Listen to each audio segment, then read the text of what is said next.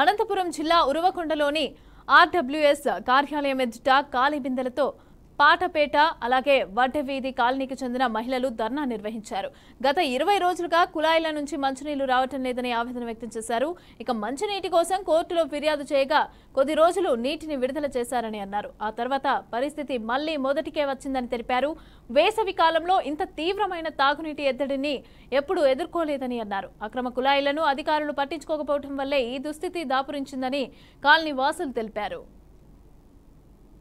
దగ్గరికి అక్కడి నుంచి బీరప్ప స్వామి గుడి దగ్గర నుంచి 15 రోజులు 20 రోజుల నుంచి ఒక తూరు ఎడుస్తారు.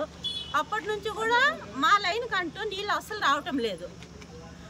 అక్కడ ఫస్ట్ వచ్చిన వాళ్ళకు మాత్రమే వస్తాయి. ఒక 20 ఇండ్లు 30 ఇండ్లకి అసలు ఒక్క చుక్కు రావన్న. అది 40 రోజులైనా కానీ రావన్న నీళ్ళు. 40 రోజులైనా నీళ్ళు రావటం లేదు. మేము ఎంత వచ్చి కొల ఆఫీస్కి వచ్చి చెప్తున్నా కానీ ఎవరు చెవులకి వేసుకోవటం లేదు. మా పరిస్థితి ఏమనేది దిక్కు తెలుకోకున్నట్టుంది. ఎప్పుడైనా రాత్రిపూట్లన్నా వస్తాయనుకుంటే అప్పుడు కూడా రావటం లేదు నీళ్ళు.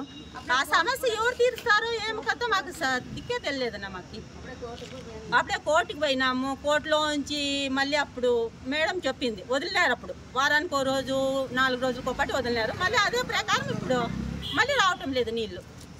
మాకు ఈ సమస్య ఎట్లయినా కానీ మీరు అక్కడ ఒకటి ఇక్కడ ఒకటి బోర్లు వేసినారు. దాంట్లో ఉప్పు నీళ్ళు తెచ్చుకోవాలా తాగల్లా. అవి ఎన్నని మోసుకోవాలన్నా మేము. మాకు ఇంట్లో 10 మంది 15 మంది ఉన్నాం. ఎంతమంది కన్నా వస్తాయి ఆ నీళ్ళు? అసలు మాకు చాలా ఇబ్బందులు అయిపోయింది. పొసులు ఉన్నాయి మాకు. ఎక్కడ పోయినా కానీ మాకు నీళ్ళు అంటూ చాలా ఇబ్బందులు అయిపోయినాయి.